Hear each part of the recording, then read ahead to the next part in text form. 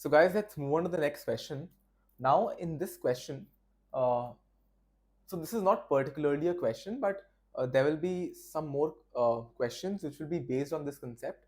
So you can treat it as a concept or a question, whatever. Okay.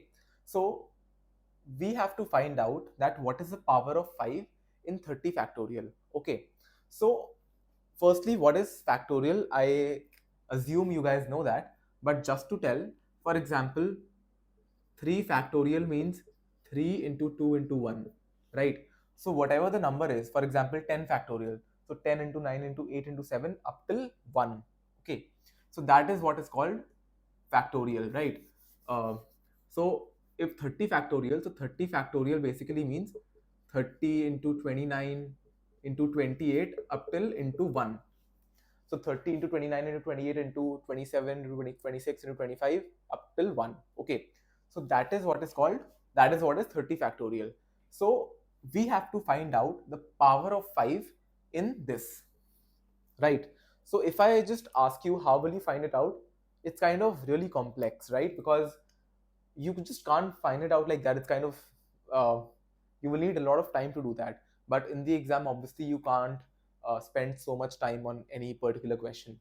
So I will be telling you the trick to solve it. So I think you guys will need to practice it and kind of learn how to solve such questions, right? So okay, so what do we do in these kind of questions? For example, we want to know what is the power of 5, right? So basically, what is the power of 5 in 30 factorial? So let's assume the power of 5 is x, right? Now, what we do in such questions is that we are given 30 factorial, right? And we have to find the power of 5. We have to find the power of 5. So now what we do over here is that we divide 30 by 5. So if we divide 30 by 5, okay, so what will we get? We'll get 6. So we just write 6 here in the bracket. Okay, so this is a way which you have to understand and learn. So just pay attention to this.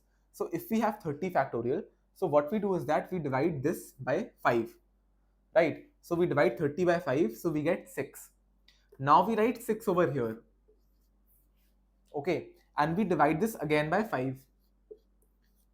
So when we divide 6 by 5, what do we get as a quotient? We get 1, right? So we will write 1 over here. Okay, now let's do the same thing. We take 1 over here and we divide it by 5. So if we divide 1 by 5, I mean, we'll not get anything, right? We'll get 0, right? So when you get 0, you stop the entire process. So now what will be the power of 5? The power of 5 is 6 plus 1 plus 0. That means 7. Okay, which means that the power of 5 is 5 to the power 7. So this is a final answer. That means if you open 30 factorial, if you actually calculate the value of 30 factorial, you will find that 5 raised to the power 7 will be there in 30 factorial. So that is what this question says. We have to find the power of 5 in 30 factorial. So the power of 5 is 7, or you can say 5 to the power of 7. And how do we find that? We find that by dividing the factorial number by the power of the number which we have to find. So in this case, 30 upon 5, we get 6. We take 6 over here, we divide it again by 5, we get 1. We then take 1, we divide by 5, we get 0. Now that we have got 0, we stop the entire process. So this becomes 6 plus 1 plus 0, which is 7. So your answer is 7. Okay. One more thing to keep in mind over here is that this number over here, the number 5 over here, this should be a prime number. Okay. The number 5 over here, this should be a prime number. That is one thing which is for sure. I hope that is fine.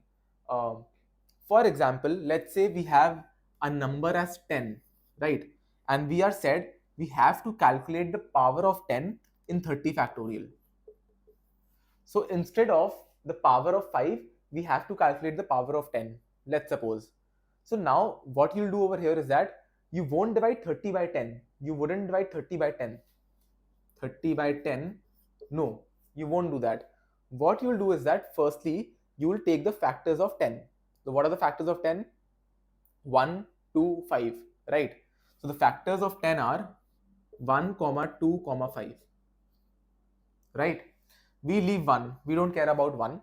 So we are left with 2 and 5. So out of these 2 and 5, we take the bigger one. We take the 5 over here. Like whatever is the bigger one, we'll take that. So we take 5 over here. So that is how you solve such kind of questions. So if we are said that what is the power of 10 in 30 factorial, you will still get the same answer. Why? That is because if we calculate the power of 10, that means firstly we'll break it down into, because this is not a prime number, right? 5 was a prime number, so we did it directly, right? But 10 is not a prime number. So we'll break down 10 into its factors. So what we get is 1, 2, 5. We don't care about 1 in any of the cases. So what we are left with is 2 and 5. So out of 2 and 5, we take the bigger one, which is 5. So whatever will be the power of 5 will be the power of 10, basically. And we solved that the power of 5 is 7. So that means in this question, if the question was what is the power of 10 in 30 factorial, still the answer would be 7. That means 10 to the power 7. So I hope this should be clear. So this is something which you should kind of understand and learn, so that in the exam you can solve questions quickly. Otherwise, this can take really long to solve.